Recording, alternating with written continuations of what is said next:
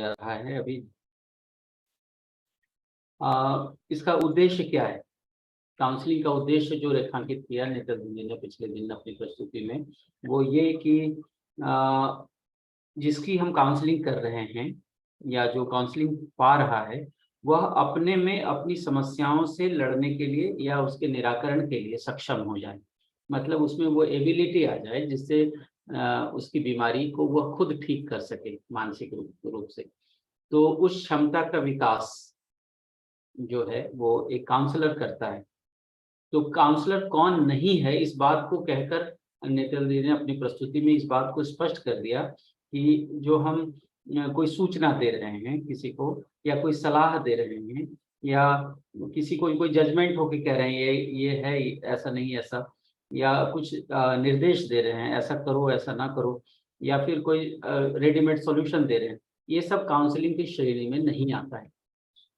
इस बात से मुझे काफी स्पष्टता हुई कि क्या नहीं है, इसको देखने से क्या है, यानी जो सटीक बात है। ट्रेंड प्रोफेशनल यदि ट्रेंड मैनर में किसी को उसकी समस्याओं से कोप अप करने के लिए विकसित कर देता है, काउंसलिंग को इस तरह से उन्होंने बताया। और उन्होंने कई सारे अप्रोचेस बताए जिसमें psycho dynamical theory, cognitive behavioural approach, CBT जिसको शॉर्ट फॉर्म में कहेंगे। फिर उसके बाद एक humanistic and personal centred approach, फिर सिस्टमेटिक अप्रोच। ये सिस्टमेटिक अप्रोच को सुनते हुए लग रहा था जैसे कुछ मध्यस्थ दर्शन के करीब जा रहे हैं, क्योंकि उसमें फैमिली सेंटर्ड अप्रोच की भी बात है, जो कि 1960-70 में उन्होंने बताया कि इसका आगमन हुआ, ऐसी विचारधारा चली। और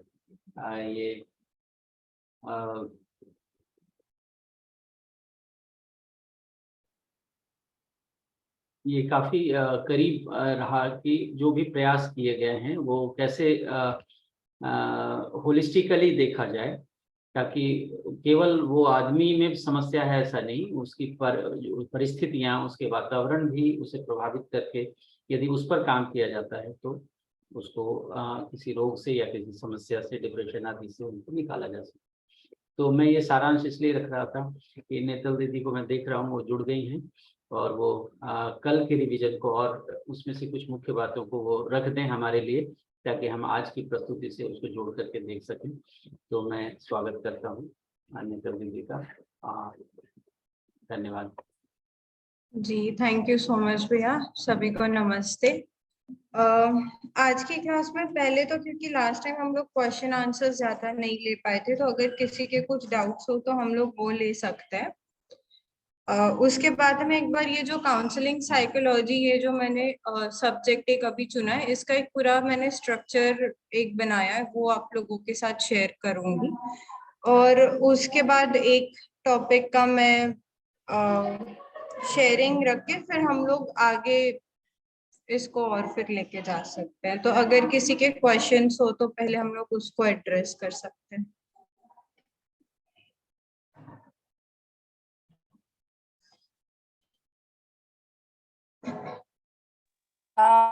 मेरे तरफ से दो चीजें थी। एक तो मतलब समझने की कोशिश कर रही थी। आजकल एक वर्ड है थेरेपी। तो मतलब जितना बहुत रिसर्च किया मैंने, समझ आया कि कुछ डिफरेंस है। तो अगर आपको उसमें क्लैरिटी मिली कि क्या डिफरेंस है, या आपने भी इसको एक्सप्लोर किया इसका डिफरेंस, मतलब इतना मुझे समझ आया कि थेरेपी वो थोड़ी ज्यादा इंटेंस प्रोसेस है, बट इसकी और गहराई को मैं समझना चाहूंगी। दूसरी चीज ये कि जैसे कुछ इंडियन जो टेक्निक है, जैसे सबसे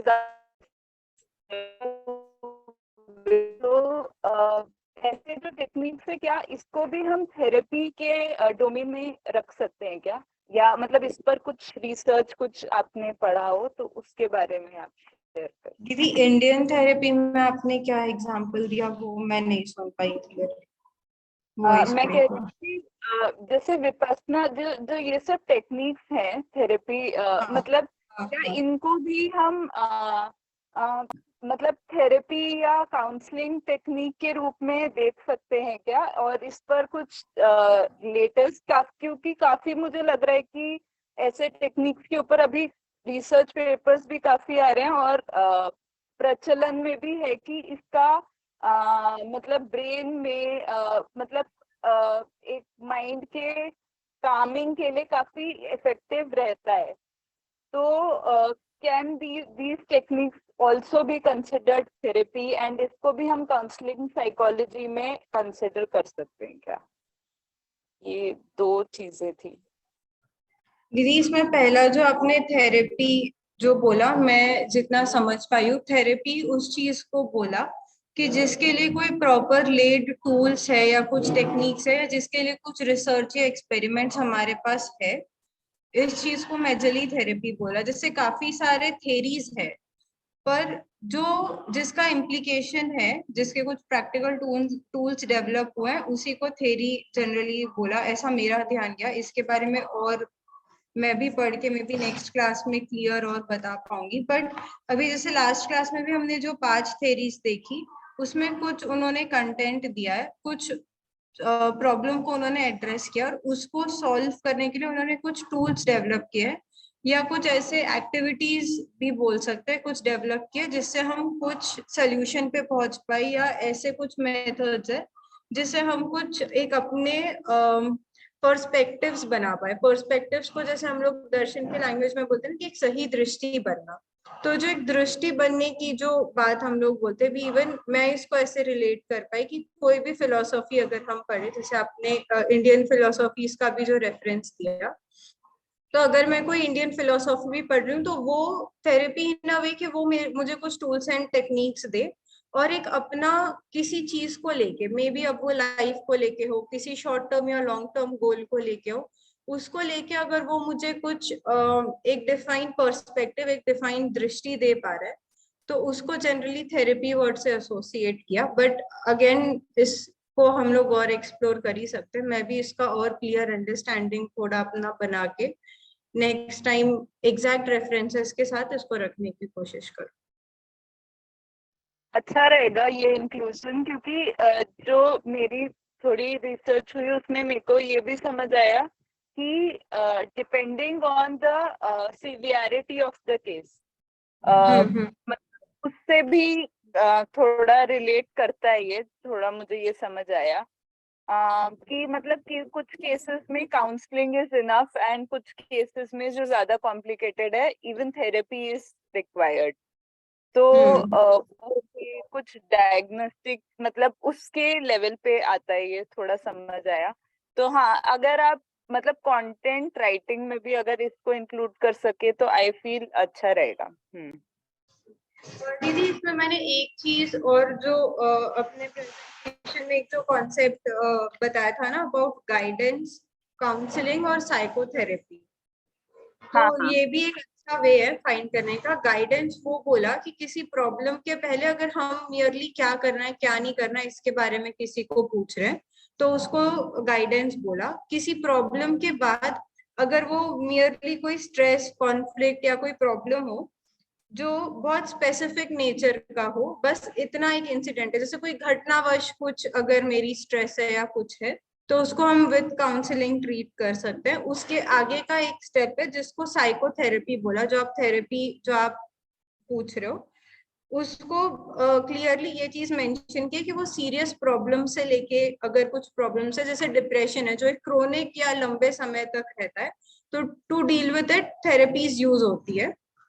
सेकेंडली जो काफी इंसाइट गेनिंग पे फोकस करता है, जैसे कि उसमें एक ये भी चीज है कि एक वो लंबे समय तक चलेगा, और उसमें एग्जैक्टली प्रॉब्लम क्या है उसका एनालिसिस होना, उसको एड्रेस करना, और उसके अकॉर्डिंग फिर ट्रीटमेंट प्लान करना। Again when we talk about planning a treatment, वो ऐसा भी हो सकता है कि केवल काउंसलिंग से या जैसे एक्सप्लोरेशन वगैरह की जो थेरेपीज है इससे हो, और अगर ऐसे लगता है कि नहीं देयर इज समथिंग मोर, जैसे सब्सटेंस अब्यूज वगैरह जो है, इसके भी आप दोनों देखोगे, काउंसलिंग भी होता है, काउंसलिंग के साथ साथ there is therapy, and if required कुछ मेडिकेशंस भी दिए जाते हैं। तो इवन हमारा जो जैसे हमने जो साइकोलॉजी का कोर्स MA साइकोलॉजी का डिजाइन किया, इसके भी 3 हेड्स हम लोग देख सकते हैं। एक तो काउंसलिंग, एक थेरेपी, और जो थोड़ा साइंस का डिसऑर्डर्स को आइडेंटिफाई करना और उसमें किस तरह से ट्रीट किया जाए, क्या वो थेरेपी से हो सकता है या वो इतना ज्यादा एडिक्शन है कि आपको उसके लिए मेडिकेशन देना पड़ेगा। तो ये 4 स्टेप्स मेजरली देख सकते हैं, guidance, counselling, therapies and then it may be through medical treatments. तो ये भी एक क्लैरिफिकेशन, इस तरह से भी थोड़ा इसको देख सकते हैं। जी बहुत बढ़िया, काफी लेवल तक क्लियर हुआ।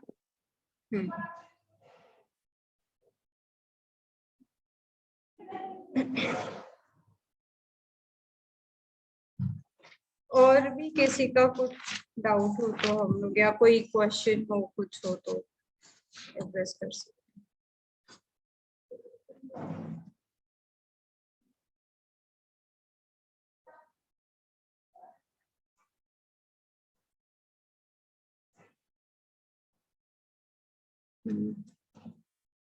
ठीक है, क्योंकि अभी कोई ऐसे क्वेश्चन है नहीं, मैं एक बार ना ये मैंने जो अभी एक टेम्पररी कंटेंट बनाया है जिसके 4 यूनिट्स मैंने थोड़ा प्रयत्न किया है कि लिख लूं, आगे का मैं अभी कर रही हूँ, ये एक बार आप लोगों के साथ शेयर कर लेती हूँ। इसके बाद फिर हम लोग फीडबैक और कुछ अगर किसी की शेयरिंग हो तो वो ले सकते हैं।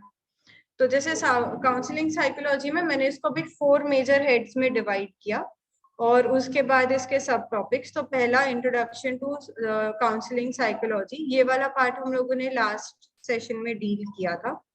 उसके बाद सेकेंड टॉपिक है, इसमें तो मेजरली बेसिक है कि काउंसलिंग क्या है, उसके स्कोप एवेन्यूज क्या है, हिस्ट्री क्या रही, और एक काउंसलर और क्लाइंट मतलब काउंसलिंग में कौन से पार्टीज इन्वॉल्व होते हैं और उनके क्या रोल्स एंड रिस्पॉन्सिबिलिटीज है। तो एक सब्जेक्ट का ओवरव्यू आ जाए, जो कि संदीप भैया ने काफी अच्छे से पूरा रिविजन रख ही दिया है हमारे सामने। फिर second topic theoretical approaches and counselling, ये भी हमने लास्ट क्लास में ऑलमोस्ट जितने इम्पोर्टेंट है वो डिस्कस कर लिए थे। उसके बाद तीसरा पॉइंट रखा है काउंसलिंग प्रोसेस। तो एक ना काउंसलिंग का एक प्रॉपर स्ट्रक्चर होता है कि सबसे पहले क्लाइंट और जो आपका जो भी काउंसलर के पास क्लाइंट आ रहा है उसके साथ वो एक अपना रिलेशनशिप बिल्ड करे, एक लेवल ऑफ ट्रस्ट और कॉन्फिडेंस हो जाए, ताकि क्योंकि हम जैसे देखते हैं ना काउंसलिंग का जो प्रोसेस है उसमें क्लाइंट ने उसके साथ जो भी घटा है वो एक घटना के तौर पे है होगा, उसकी खुद की उस घटना से एसोसिएटेड फीलिंग्स होगी, एक्सटर्नल इन्वॉल्वमेंट्स होंगे, ऐसे बहुत सारे फैक्टर्स होते हैं जिसको वो आपसे आपके साथ शेयर करेगा। तो ताकि आपको क्लियर पिक्चर पता हो कि हुआ क्या है, इसका एक क्लियर नॉलेज आए, इसके लिए एक क्लाइंट और काउंसलर के बीच में एक बहुत अच्छा एक तरह का संबंध बोल सकते हैं वो बनना जरूरी है। तो उसके लिए लेड काउंसलिंग प्रोसेस है जो आज की प्रचलित साइकोलॉजी काउंसलिंग साइकोलॉजी में यूज किया जाता है। तो एक इसके हम लोग इसको एक बार गो थ्रू कर लेंगे। देन फोर्थ यूनिट रखा है एसेंशियल काउंसलिंग स्किल्स। अब इस टॉपिक को रखने का मेजरली फोकस ये है क्योंकि हम अब काउंसलर के पोजीशन पर है, तो एक काउंसलर में ऐसे क्या क्या स्किल्स होने चाहिए ताकि वो एक अच्छी काउंसलिंग प्रोसेस कर पाए, प्रॉब्लम को आइडेंटिफाई कर पाए और उसके लिए एक अच्छा कन्वर्सेशन का एक प्लेटफॉर्म क्रिएट करे। तो active listening, empathy, reflective responding and validation, questioning and dialogues किस तरह के होने चाहिए और उसको किस तरह से encouragement they.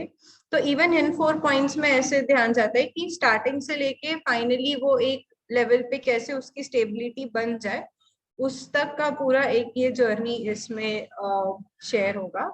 Then ethical and legal issues in counselling psychology, कौन काउंसलिंग कर सकता है, कुछ हर प्रोफेशन के कुछ एथिक्स होते हैं जो फॉलो किए जाने चाहिए, जैसे क्लाइंट की कॉन्फिडेंशियलिटी है।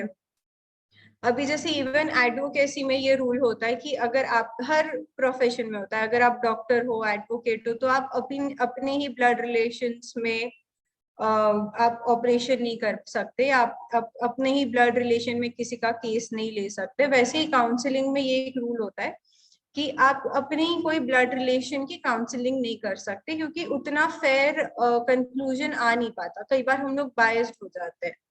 तो ये भी एक कुछ उसके लीगल और एथिकल प्रैक्टिसेस है जो एक स्टूडेंट के तौर पे हमें पता होनी चाहिए। तो ये सब के बारे में इससे हम इस पर्टिकुलर टॉपिक में डील करेंगे। फिर जब हम काउंसलिंग की बात करते हैं ना, तो बहुत अलग अलग डोमेन्स में काउंसलिंग होती है। जैसे एक इंडिविजुअल काउंसलिंग है, ग्रुप काउंसलिंग है, फैमिली एंड कपल काउंसलिंग है।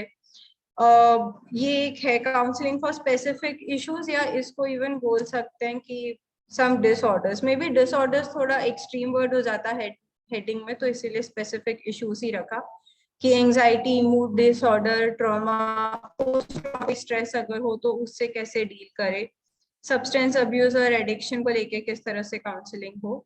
तो ये एक डोमेन काउंसलिंग में जो मेजर डोमेन्स है। और उसके बाद फिर multi cultural counselling and social justice, understanding cultural identity and intersectionality, addressing bias and prejudice in counseling, cultural sensitivity and inducive practices। ये टॉपिक्स का मेरा बहुत अभी स्टडी नहीं हुआ है, मे बी फॉलोइंग क्लासेस में मैं इसको और अच्छे से रख पाऊंगी। पर अभी इस तरह से कुछ इसका एक स्ट्रक्चर बनाया, और इसको ध्यान में रखते हुए बनाया कि जो आगे करियर अपॉर्चुनिटीज है in the field of counselling, उन सब का एक नॉलेज आ जाए। कि जैसे इसमें जो मेजर हेड्स रखे हैं, इंडिविजुअल काउंसलिंग, ये कोई भी अगर वन ऑन वन प्रैक्टिस करना चाहते हैं in the field of counselling, वो इस डोमेन में डील हो जाएगा। और इसमें हर एस्पेक्ट ऑफ लाइफ जो है वो कवर होगा। जैसे पहले तो एक इंडिविजुअल का एनी स्टेज ऑफ लाइफ में, बच्चा है, एडोलेसेंस है, अडल्टहुड है, या अडल्टहुड में भी यंग, मिडिल, ओल्डर एजेस में कैसे काउंसलिंग होगी वो। ग्रुप काउंसलिंग जो है ये मेजरली ऑर्गेनाइजेशनल लेवल पे, जैसे जो एचआरज होते हैं या ऐसे कई बार ऑर्गेनाइजेशन अपने एम्प्लॉयज के मोटिवेशन के लिए, या बड़े लेवल पे अगर कोई डिस्प्यूट होता है तो उनके सेटलमेंट्स के लिए भी कई लेवल पे काउंसलिंग की जाती है। तो उसको कैसे फैसिलिटेट करें, ग्रुप में कैसे एक काउंसलिंग जैसा मुद्दा लाए जहाँ पे ये चीज बहुत इंपॉर्टेंट होती है कि आप खुद सोचिए, जब हम ग्रुप में और हम काउंसलिंग करें, आप किसी को सही या गलत नहीं बोल सकते, आपको सबके पॉइंट्स को कंसिडर करके एक वैलिड एग्रीमेंट, एक पॉइंट ऑफ एग्रीमेंट पे पहुंचना है। तो एक ग्रुप काउंसलिंग अपने आप में एक स्किल है। तो इसको करने के लिए क्या क्या प्री रिक्विजिट है, क्या क्या नॉलेज होना चाहिए, उसका एक बहुत अच्छा बेस इसमें बन जाता है। Then family and couple counselling जो है, ये भी काफी सारे डोमेन्स में, फैमिली काउंसलिंग तो एक अपने आप में डोमेन है। इवन एडवोकेसी के फील्ड में भी, जैसे बिकॉज अब मेरा थोड़ा पर्सनल उसमें नॉलेज और एक्सपीरियंस रहा है, तो फैमिली काउंसलिंग इवन कोर्ट्स में भी हम देखते हैं। तो कोई भी डिस्प्यूट आता है तो पहले काउंसलिंग होती है और फिर आगे जाके जो भी है सेपरेशन का प्रोसेस होता है। तो फैमिली के लेवल पे और इंडिविजुअली दो मैरिड कपल्स के लेवल पे भी काउंसलिंग होती है। दैट इज अगेन और एंटायर डोमेन ऑफ प्रोफेशन। और उसके बाद जो है कोई स्पेसिफिक आपके कोई ट्रॉमास है, कोई एडिक्शन है, इसको लेके जो काउंसलिंग होती है। तो ये कुछ मेजर हेड्स है जिसको आगे काफी मेजरली करियर ऑप्शंस भी इन्हीं डोमेन्स में है। तो इस तरह से मैंने इसका एक स्ट्रक्चर किया है। एंड फॉलोइंग क्लासेस में हम कोशिश करेंगे, मतलब मेरी तो ऐसी कोशिश रहेगी कि मैं मैक्सिमम इसमें से पार्ट थोड़ा क्रिस्प में आप लोगों के सामने रख पाऊँ, और इसी के बेसिस पे फिर आगे मेरा राइटिंग का काम भी थोड़ा इसी के लाइंस पर है। तो मेजरली तो यही है। अगर आप लोगों को इससे भी रिलेटेड कुछ क्वेश्चंस या कुछ शेयरिंग हो तो हम लोग उसको भी डिस्कस कर सकते हैं, या अगर आप लोगों के कुछ फीडबैक्स हो तो वो भी बिल्कुल हम लोग एक बार कंसिडर कर सकते हैं।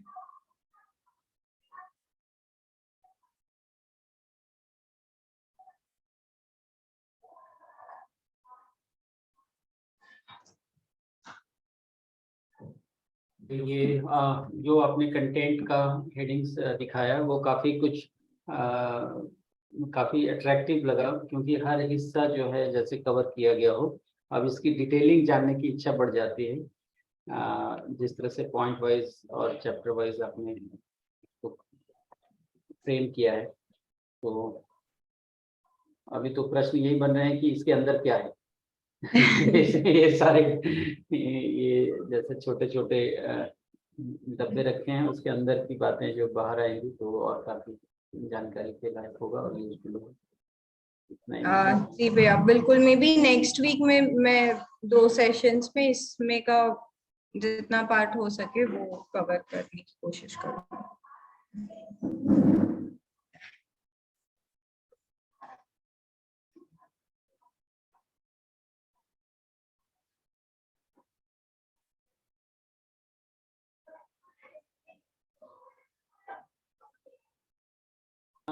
इतनी सारी बातें हैं इसमें, जो मेरा ध्यान जाता है इससे हटके कि क्या सेल्फ काउंसलिंग जैसी भी कोई चीज़ है, यदि वो है तो वो किस रूप में है, क्या उसको कंटेम्प्रेरी साइकोलॉजी में डील किया जाता है। जैसे कहते हैं स्व मूल्यांकन, स्व निरीक्षण, ऐसा दर्शन में हम लोग देखते हैं, है ना, वो भी शायद पार्ट ऑफ सेल्फ काउंसलिंग होगा उसको हम लोग वैसे। हाँ भैया, ये एक्चुअली बहुत अच्छा प्लेटफॉर्म और आइडिया भी है कि हमारे पास अगर कुछ ऐसे रिलेवेंट टर्मिनोलॉजीज हो तो वो भी हम लोग शेयर कर सकते हैं, ताकि उससे रिलेटेड भी कुछ अगर कंटेंट मिलता है तो उसको हम लोग फिर कंसिडर करें। तो स्व मूल्यांकन को लेके भैया मुझे ऐसा लगता है, आई डोंट नो ये कितना रेलेवेंट है, अगेन इसको थोड़ा मतलब बुक्स वगैरह रेफर करनी पड़ेगी, बट जब हम काउंसलिंग की भी बात करते हैं ना, इवन बेसिक इंट्रोडक्शन में भी ये एक चीज पे मेरा ध्यान गया था फर्स्ट 2 चैप्टर्स में भी, कि काउंसलिंग में सेंटर जो होता है, मेजर फोकस जो होता है वो इंडिविजुअल का ही होता है, मतलब खुद पे ही उसका एनालिसिस होता है, क्योंकि ये बहुत क्लियरली काफी सारे साइकोलॉजी के बुक्स में लिखा है कि काउंसलर का रोल यही है कि वो इंडिविजुअल के तरफ उसका ध्यान लाए। तो जैसे जो पूरा आइडिया है काउंसलिंग के पीछे, तो वो उसी को लेकर है कि वो जो लैक ऑफ कॉन्फिडेंस है या सेंस ऑफ इनसिक्योरिटी है, ये जो भी रीजन से हो रहा है उसको आइडेंटिफाई करके उस चीज को खुद में एस्टैब्लिश करने की एक हम जैसे दिशा दे पाए या उस चीज की दृष्टि दे पाए। जी बिल्कुल, ये तो आपने कह दिया। इसमें मुझे लगता है कि एक किसी के हेल्प से या काउंसलर के हेल्प से इस एबिलिटी को इम्प्रूव किया जाता है, जो काउंसली है उसके लिए।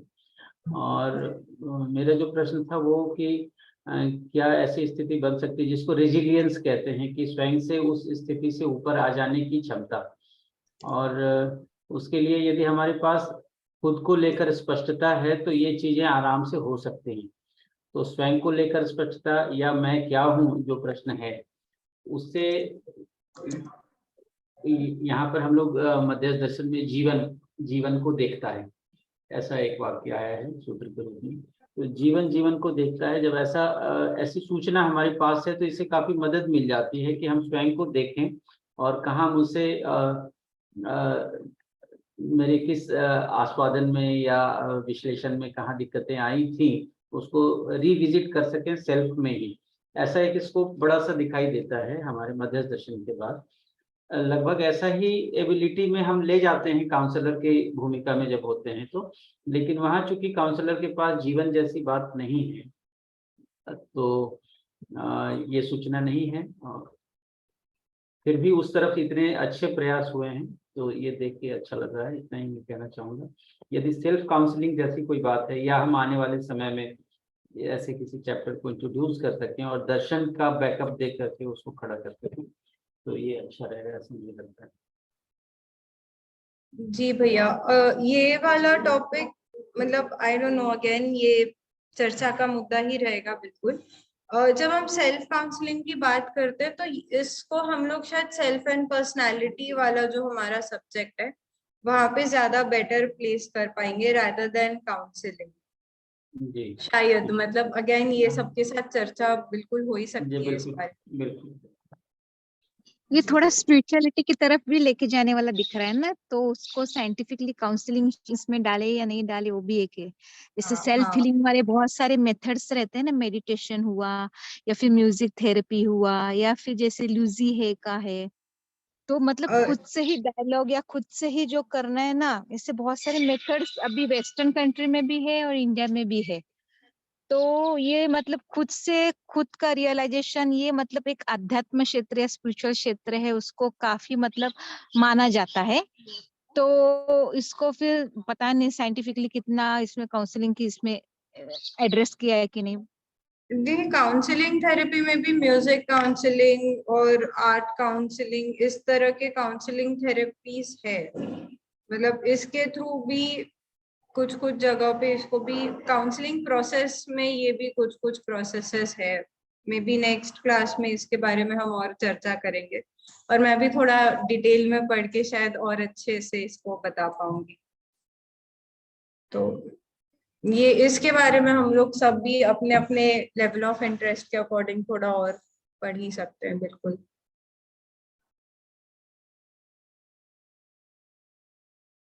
और जैसे आरती दीदी का भी क्वेश्चन था कि आजकल जो हम लोग विपासना और ये सब चीजें देख रहे हैं, इसको काउंसलिंग में प्लेस कर सकते हैं या ये कुछ और चीज है, ये भी एक अच्छा शोध का और सोचने का एक अच्छा टॉपिक है।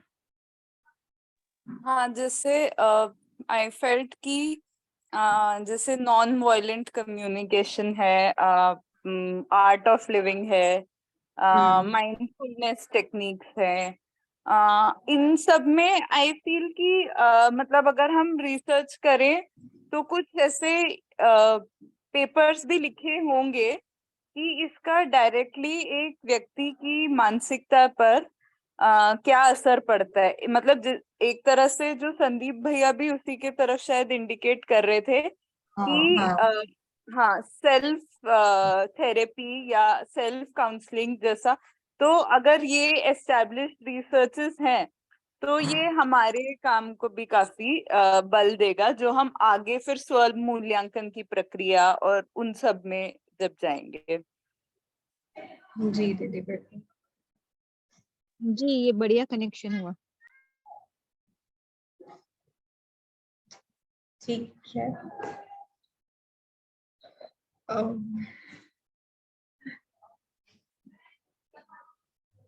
एक आप लोगों से भी सबसे कुछ चीजों के बारे में कन्वर्सेशन करनी है। एक तो ये कि आप लोग अभी मतलब कौन से टॉपिक पे कौन कितना कर रहा है, एक इसका अगर सबके साथ शेयरिंग हो जाए। और हमारे सेशंस जो अभी हम लोग ऑलमोस्ट 1 महीने से कर रहे हैं, तो इसको लेकर किसी के अगर कुछ फीडबैक्स हो तो उसका हम लोग एक बार सबका शेयरिंग रख सकते हैं। संदीप भैया अगर ठीक लगते तो। जी, बहुत बहुत धन्यवाद। जो ये सिलसिला शुरू हुआ है, जिसमें दर्शना दीदी और नरेश भैया के साथ साथ सभी लोगों का जो है, कई सारे लोग इसमें अपनी प्रस्तुतियां दे रहे हैं, और जो लेखकीय समूह में हैं वो भी अपनी प्रस्तुतियां दे रहे हैं। तो ऐसा लग रहा है कि जैसे जिंदगी में एक नई चीज जुड़ गई है जो कि पहले नहीं थी, वो है साइकोलॉजी। और हर शाम जो है वो एक इंतज़ार सा होता है कि एक नया विषय और उसके बारे में भी सुनने का मौका मिलेगा। उसमें से भी जब मुझे एक संचालक का रोल दे दिया गया है, तो मैं तो इसको अब क्या है कि पहले ही से मेरे पास जो है अपने टॉपिक को लिखने के लिए एक टास्क था, ऐसा कह सकते हैं वैसे। लेकिन अब क्या है कि ये टास्क नहीं लग रहा है, अब ये इंटरेस्ट बढ़ता जा रहा है। ऐसे तो ये सारे सेशन सबको सब साइकोलॉजी के सभी पहलुओं से परिचय मिले इसी अर्थ में है, लेकिन मेरे लिए जो है वो ध्यान से सुनना, फिर ये उसके लिए प्रश्न सोचना, यदि अवसर मिले तो उसको प्रस्तुत करना, इन सारी चीज़ों को भी मैं एक संचालक वाले रोल में जो है वो चैलेंज की तरह महसूस कर रहा हूँ। यहाँ तक कि मैंने जो है ये भी देखा कि एक संचालक की भूमिकाएं क्या होती हैं और कैसे बेहतर से इसको रखा जाता है। तो एक दूसरा पहलू मेरे अंदर खुल गया है कि कैसे मैं स्मूथ सेशन या कहीं पे कुछ ऑब्स्ट्रक्शन आता है तो उसको मैं डील कर सकूं। जैसे आज आप देर से जुड़ रही थी तो उसमें मैंने अपने आप में उसको जगाया ऐसा। तो ये परिमार्जन का जो है एक अवसर मुझे मिला है। तो साइकोलॉजी को लेकर भी और अपनी इस भूमिका को लेकर भी मैं काफी उत्साहित हूँ। और जो लेखन क्षमता है उसमें इनपुट तो आ ही रहा है, क्योंकि केवल एक टॉपिक को मैंने पकड़ लिया उसमें इन्वॉल्व हूँ। तो उसमें लिखते हुए भी हमें साइकोलॉजी के दूसरे पहलू से अछूता नहीं रह सकते।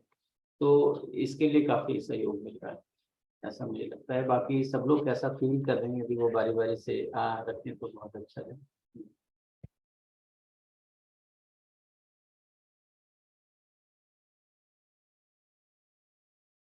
आपका अनम्यूट नहीं करना पड़ेगा। गीता दीदी आप कुछ शेयरिंग रखेंगे?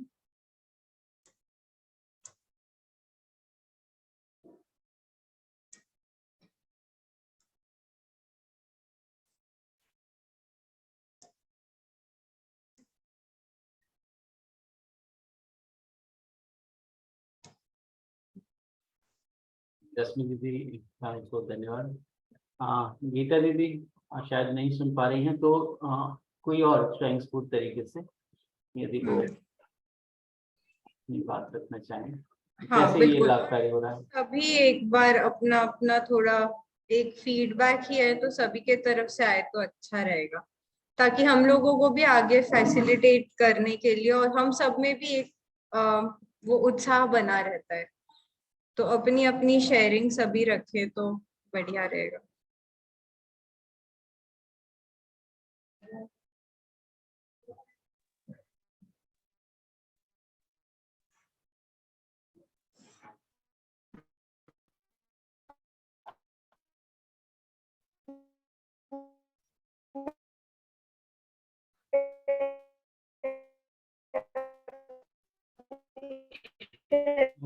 आवाज स्पष्ट नहीं आ रही है मुझे, बाकी को आ रही है क्या? हाँ, स्पष्ट नहीं है, मुझे लगा मेरा इंटरनेट ठीक नहीं। हाँ, आवाज नहीं आ रही है। मुझे तो ये बहुत अच्छा लग रहा है जो आप लोग सब जैसे सबके प्रेजेंटेशंस जो करवा रहे हैं। पहले जब मुझे भैया ने जोड़ा था तो मुझे लगी आई भैया अभी तो शायद कुछ नेटवर्क का। हाँ, अभी थोड़ी सी आ रही है, फिर भी पूरी तरह क्लियर नहीं हो पा रहा है। अभी तो बिल्कुल ही चला गया है। अभी आई? हाँ, अभी ठीक है। अच्छा, सभी को नमस्ते। जब मुझे भैया ने जोड़ा था और इतने दिन से मैं जैसे जोड़ रही थी तो मुझे स्टार्टिंग में बहुत कुछ समझ में नहीं आ रहा था कि मैं कर पाऊंगी या नहीं। एक्चुअली मैं नहीं कर पा रही हूँ और नहीं कर पाऊंगी, एक डिलेमा मेरे माइंड में था और क्वेश्चन मार्क भी था। पर जैसे जैसे मैं ये प्रस्तुति सुन रही हूँ, सब जैसे जो भी एक्सपर्ट्स आ रहे हैं उनका भी मैं जैसे जैसे सुन रही हूँ और आप सब भी सहयोगियों की जो प्रस्तुति में सुन रही हूँ, मैं बाद में भी आप लोगों को जो भी रिकॉर्डिंग शेयर करती हैं आरती बेटा जी और आप लोग, वो वापस एक बार सुनती हूँ और जो कनेक्शन मेरा बैठ रहा है आप सब की प्रस्तुति से वो मुझे बहुत मोटिवेट कर रहा है। तो जैसे मैंने पहले एक दो बार क्वेश्चन भी पूछा था कि मैं डिसाइड नहीं कर पा रही हूँ कि 8 सब्जेक्ट्स में से मैं क्या चूज करी हूँ और ये चरण के लिए भी मोटिवेट हुई हूँ। तो मैं तो बहुत पॉजिटिव फॉर्म में ये चीजों को देख पा रही हूँ और मेरे लिए तो काफी अच्छा रहा ये सफर आप सबके साथ। और मतलब मैं योगेश भैया जी को स्पेशली थैंक्स बोलना चाहूंगी कि उन्होंने मुझे इस ग्रुप में जोड़ा और इतना मोटिवेट किया और इतना मुझे मॉरल सपोर्ट किया कि जिससे मैं आज अपने आप को अध्ययन के लिए आज मैं HOD से बात कर रही हूँ और आज मेरा फर्स्ट डे है, आज मैं यहाँ सुबह ही आई हूँ। तो ये मेरे लिए बहुत सुखद सफर चल रहा है और मुझे ऐसे लग रहा है कि हाँ, मैं जो बैगेज लेके चल रही थी और कुछ अपना जैसे साइकोलॉजी की बात चल रही है, तो मतलब जो सारा मैं अपने आप को देख पा रही थी, चाह रही थी पर नहीं कर पा रही थी। तो ऐसे बहुत मेरे माइंड में अभी अभी दिक्कत आ रही है दीदी। अभी उनसे मैं निकल भी पाऊंगी, मतलब एक ऐसा मेरे अंदर बन रहा है दीदी और मैं थोड़ी बहुत दिक्कत आ खुश रही है हूँ आवाज आज। में। मतलब मुझे जी मेरी आवाज धन्यवाद दीदी। और जो भावार्थ समझ में आया कि आप काफी उत्साहित हैं और पहले जो झिझक थी या अभी आई भैया जी? हाँ अभी ठीक है, थोड़ी सी दूरी रखिए तो स्पीकर में, तो शायद आवाज और अच्छा, स्पष्ट है। ओके, अभी हाँ आई? हाँ बहुत बढ़िया जी। जी जी। हाँ भैया जी, बस मैं ये बात से बहुत खुश हूँ कि आप सबका साथ और योगेश भैया का इतना साथ और मोटिवेशन जो मुझे मिला और मिल ही रहा है, तो इसकी वजह से जो मैं अपने अंदर एक इम्प्रूवमेंट देख पा रही हूँ और मुझे ऐसे लग रहा है कि मतलब मैं एक स्टेप आगे आई हूँ। तो इसके लिए मतलब मैं तो बहुत-बहुत धन्यवाद ज्ञापित करना चाहूँगी और बहुत ही ज़्यादा कृतज्ञ भी हूँ। बहुत बहुत ही सुखद हो रहा है मुझे, मेरे लिए ये सफ़र। बस इतना ही कहना चाहूँगी भैया जी। जी बढ़िया दीदी, बहुत सुंदर। जी। आ, मतलब इस उम्र में भी इतना उत्साह रखती हैं और इसके प्रति जो है वो आ, सहमत हो रही हैं, ये हम सब के लिए मोटिवेशन है। तो और कोई मुझे कई सारे लोग जो नियमित जुड़ रहे हैं उनके नाम दिखाई दे रहे हैं, जैसे सुमन दीदी काफी जुड़ रही हैं आजकल, मतलब प्राय दिख जाती हैं। आ, उसके बाद मंगेश भैया हैं। तो यदि आप लोग यदि कुछ अपनी बात रखें, हम लोग की प्रस्तुतियाँ कैसे चलेंगी उस पर तो सावधान होना।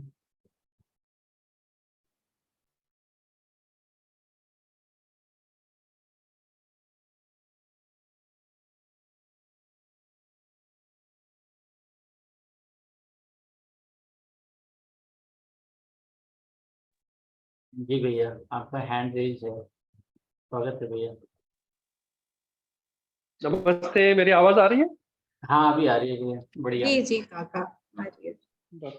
सभी को नमस्ते। फीडबैक के तौर पे क्या बोलूं मैं भी, बट एक अच्छी शुरुआत ऐसे बोल सकते हैं। इतने सालों के बाद फिर से थोड़ा सा दिमाग चलाना पड़ रहा है, मुश्किल से जीवन विद्यार्थी पे आके ठहरा था। बट अब ये सारे कंटेम्प्रेरी साइकोलॉजी एक नई पहल ऐसे समझ के आया और काफी सारा नया नया नॉलेज मिल रहा है, नई नई चीजों के बारे में थोड़ा सा सोचना हो रहा है, ध्यान जा रहा है। तो बहुत सारे बेनिफिट्स है और जितने भी लोग इन्वॉल्व हैं पूरे प्रोसेस में, इन सबका मैं बहुत बहुत आभारी हूँ। और ये एक अवसर नई तरीके से मिला, कुछ लिखने का भी मौका इस हिसाब से मिल रहा है, जो बहुत सारे सालों के बाद फिर से शुरू हो गया। और काफी बदलाव दिख रहा है ओवरऑल। और एक अच्छी मंगल मैत्री का एक अपॉर्चुनिटी है हम सब के लिए। और मैं आशा करता हूँ कि पूरे जो भी प्रोसेस जहाँ तक भी चलेगा, हम कुछ अपनी पर्सनल जिंदगी में, फिर परिवार में और समाज के लिए कुछ बेहतर कर पाएंगे। इतना विश्वास ये अब तक की प्रोसेस से बन रहा है। आगे जैसे भी हम अध्ययन की और गहनता से जाएंगे तो खुद को हम अच्छी तरह से पहले देख पाएंगे। और जितना भी प्रोसेस में हम प्रतिभागी हो रहे हैं, जितने भी एक दूसरे के साथ समझदारी से काम चल रहा है, ये एक बहुत सुखद अनुभव की तरह मुझे महसूस हो रहा है। तो पुनः आप सभी का धन्यवाद। और शनिवार की जो मेरी प्रस्तुति है उसकी तैयारी चल रही है, तो आशा है कि उस दिन हम सब कुछ नया कुछ देख पाएंगे सबके साथ। बहुत बहुत धन्यवाद सभी को। जी भैया, शुभकामनाएं आपको आपकी प्रस्तुति के लिए, और इन शब्दों के लिए आपको बहुत बहुत धन्यवाद। कल जब राधेश्याम भैया जी की प्रस्तुति थी, तो जैसा कि सत्र के बाद जो है बात हुई उनसे, तो उनका उत्साह देखते बन रहा था। मैं चाहूंगा कि वो अभिव्यक्त हों। जो गड़बड़ियां हुई या जो उपलब्धियां हुई, वो दोनों ही हमारे बेहतर होने के अर्थ में है। तो राधेश्याम भैया जी, आप अनुकूल हो तो कृपया अपनी बात रखेंगे।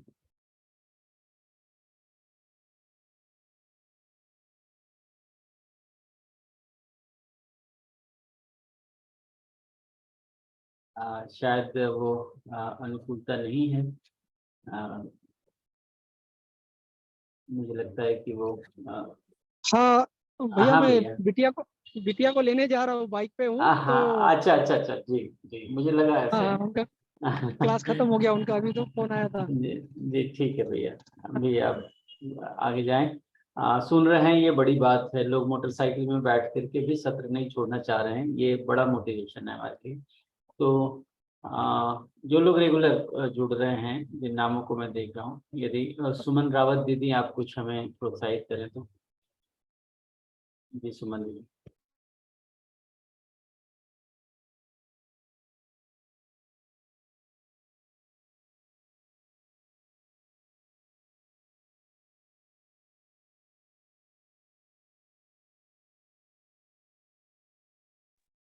शायद वो अनुकूलता उनके पास नहीं है। फिर से मैं गीता दीदी को एक बार आग्रह करूंगा।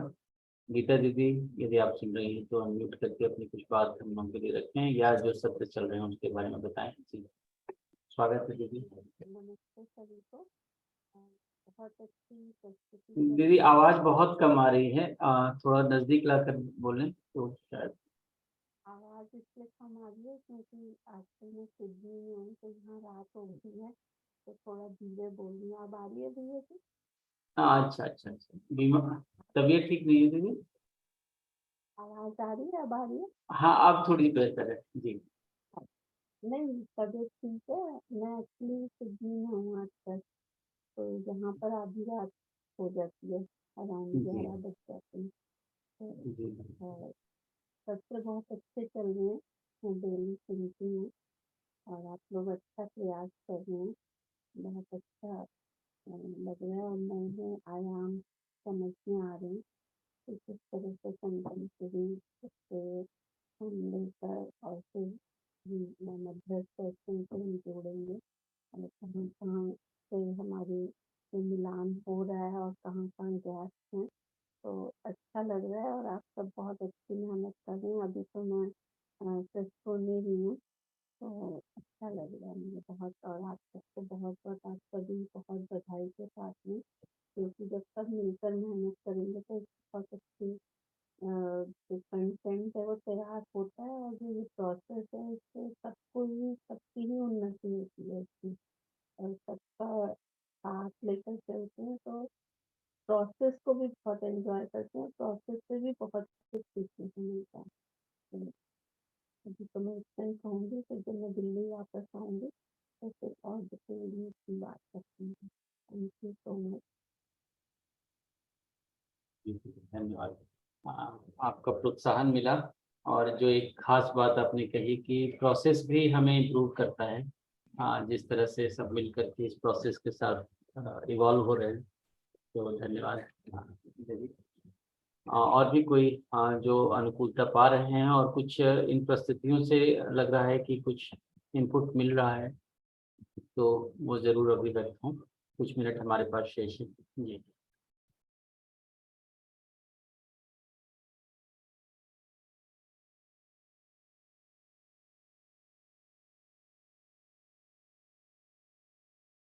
कल्पेश भैया, यदि आप कुछ रखना चाहें।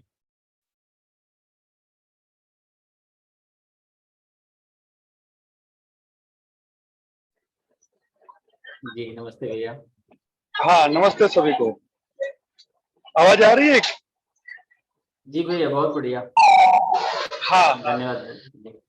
बहुत ही बढ़िया लग रहा है भैया। मैं भी जब समय मिलता है मैं जुड़ता हूँ और अच्छा प्रोत्साहन मिलता है इससे।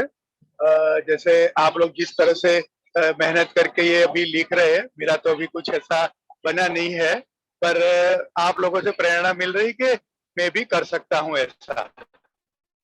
तो बहुत ही अच्छा लग रहा है भैया, प्रेरणा मिल रही है। तो सभी को धन्यवाद। मैं अभी ट्रेन में ट्रैवल कर रहा हूँ, शायद दूसरी आवाज भी आ रही होगी। जी भैया, जी भैया, बहुत बढ़िया, लेकिन ट्रेन जैसा लगा नहीं, बहुत बढ़िया आवाज आ रही थी। धन्यवाद हाँ भैया। जी, हाँ जी, ठीक है, धन्यवाद ठीक। भैया। नमस्ते सभी। नमस्ते भैया। तो इस तरह से इस समय व्यस्तता के बावजूद यहाँ तक कि आरती दीदी भी वो कुकिंग कर रही होती हैं, फिर भी वो ध्यानपूर्वक सुन रही होती हैं। तो ये जो सबका कमिटमेंट है वो एक दूसरे को मोटिवेट करता ही है।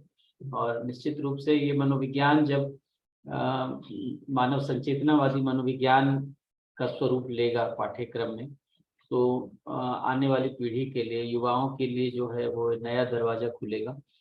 उस लक्ष्य को देख करके हम सभी लोग लगे हुए हैं। ये जब हायर एजुकेशन में आएगा और उसके बाद कई सारी यूनिवर्सिटीज लोग ढूंढ ही रहे हैं कि कोई ऐसी वस्तु आए जो सबको पचे। ये साइकोलॉजी जैसी चीज जो पहले डराया करती थी, साइकोलॉजी किसी ऐसे ही एक तरह से उसको एक दूसरी श्रेणी में देखा जाता है कि वो साइकोलॉजिस्ट है या फिलोसोफर है ना, या फिलोसफी पढ़ता है। तो मतलब एक सोचने वाला एकांतवादी आदमी की तरह से उसका चेहरा दिखाई देता है। लेकिन जबकि हम सभी किसी न किसी साइकोलॉजी को धारण करते हैं और उसी से अपने कार्य व्यवहार को अपने घर परिवार में जीते हैं। तो अब ये चीज जो है जब अपने मूल स्वरूप में आएगी और सभी युवाओं के पास पहुंचेगी, तो एक जो समाज में जिस बदलाव की उम्मीद हम लोग रखते हैं वो संभव होगा। यही वो लक्ष्य है जिसके लिए हम सभी लोग लग रहा है कि मोटिवेट होते हैं। साथ ही सबका साथ जो मिल रहा है, जो भैया ने कहा, मंगेश भैया ने, कि मंगल मैत्री सत्य है। साथ ही गीता दीदी ने कहा इस प्रोसेस में भी आनंद आता है। तो ये सब कुछ बिल्कुल रेलेवेंट दिखाई दे रहा है। मुझे लगता है कि 3-4 मिनट और हैं। कोई अपनी बात या कोई केवल प्रशंसा की बात नहीं, कुछ ऐसी चीज जो इसमें कमी जो हमारी जुड़ती हो, कुछ और इसको इम्प्रूव करने में मदद मिले, ऐसी बात की अपेक्षा हम रखते हैं। तो कोई भी हम से इस बात की तरफ ध्यान आकर्षण करा सकता है जी। और ये भी जोड़ना चाहूंगी कि अगर कंटेंट राइटिंग में आपको मतलब, क्योंकि अब हम काफी पास आ गए हैं कंटेंट राइटिंग वर्कशॉप को लेके, और मतलब ऐसा मैं मानती हूँ कि सबका वो वाला ध्यान कि अब हमें आना है वर्कशॉप में और अपना रिटर्न नोट्स लेकर आना है। तो अगर आपको उस दिशा में भी कोई बाधाएं आ रही हैं जिसको हम एड्रेस कर सकते हैं, तो वो भी आप जरूर रखिए सत्र में। जैसे पिछले एक सत्र में ये किसी ने रखा था कि मतलब इतना सारा कंटेंट है, उसको नोट्स बना के क्या जरूरी है, वो उसमें एक प्रॉब्लम आ रही है। तो उसको ध्यान में रख के ऐसा एक सेशन प्लान किया है आगे के हफ्ते के लिए। इसी तरह से अगर कोई और भी आपको कुछ कठिनाई आ रही है स्ट्रक्चरिंग में, लिखने में, तो वो अगर शेयर करेंगे तो हेल्पफुल रहेगा।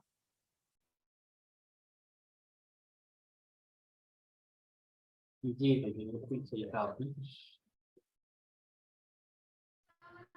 जी दीदी, बात कर सकते हैं अभी? जी हाँ, राधेश्याम भैया स्वागत।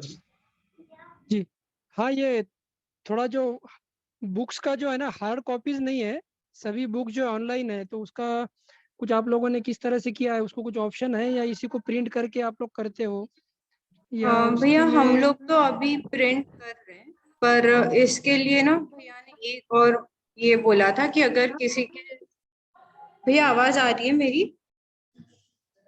जी जी जी आ भैया रही है। मेजरली तो ये है कि हम लोग ये सॉफ्ट कॉपीज जो है इसको ही पीडीएफ्स को प्रिंट कर ले अगर हार्ड कॉपीज चाहिए तो।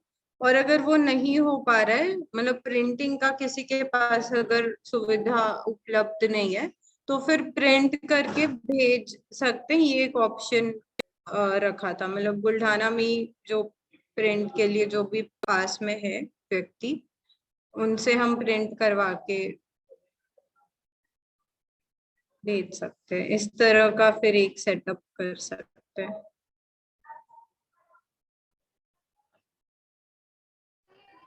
जी दीदी।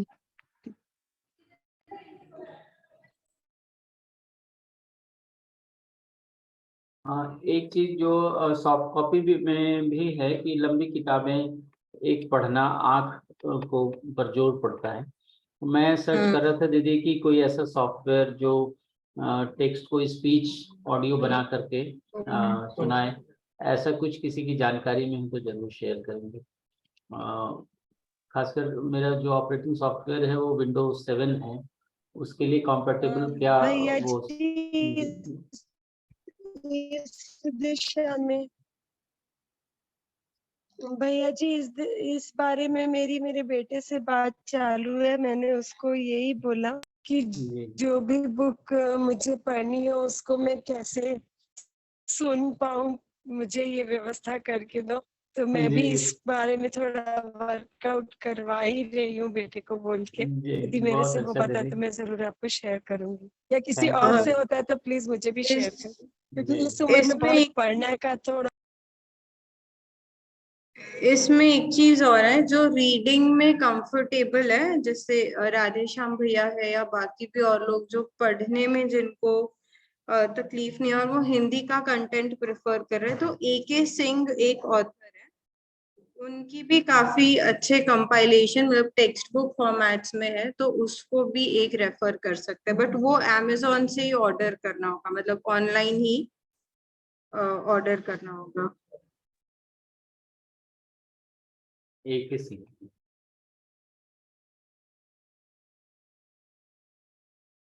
और आरती बेटा जी जो वीडियो एक प्लेटफॉर्म पे हमको आप शेयर कर रहे थे, वो एक बहुत मुझे अच्छा लगा, तो वो आप प्लीज ऐड ऑन कर शेयर कर दीजिए, या तो 1 वीक वाइज या 2-3 दिन में जैसे आपके रिकॉर्डिंग्स आते हैं। तो वो कई बार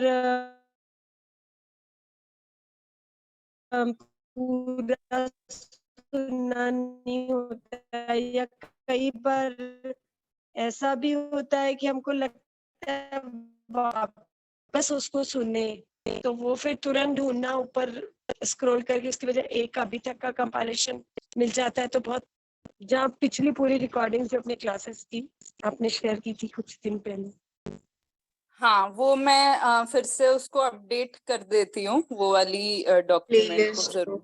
हाँ हाँ उसको थोड़ा अपडेट कर दो बेटा। हाँ वीकली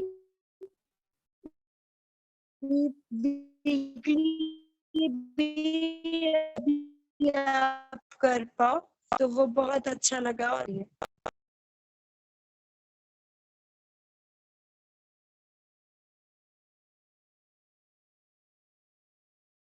तो मुझे लगता है कि सबने अपनी अभिव्यक्ति कर दी है और काफी प्रोत्साहन मिला हम लोगों को। साथ ही बने रहने के लिए बहुत बहुत धन्यवाद करना चाहता हूँ। और चूंकि 7 बज गए हैं और कुछ विशेष कहने के लिए नहीं है, तो हम लोग कल प्रस्तुति का इंतजार करेंगे। फिर भी किसी के पास कोई बात हो तो अभी रख सकते हैं, अन्यथा विदा लेने के लिए प्रस्ताव। जी भैया, आपका संचालन के लिए भी कुछ कहना चाहूंगा। बहुत ही बढ़िया होते जा रहा है संचालन आपका, धन्यवाद। और काफी आप भी प्रोत्साहन बढ़ा रहे हैं, सभी लोगों का प्रोत्साहित कर रहे हैं, तो लोगों का अभिव्यक्त होना भी बढ़ रहा है इसमें, तो उसमें भी आपका रोल देख पा रहा हूँ।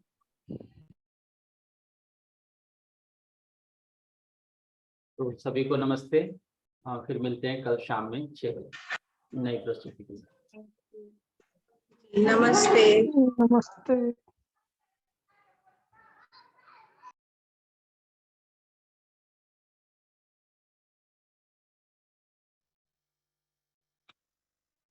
नमस्ते सभी।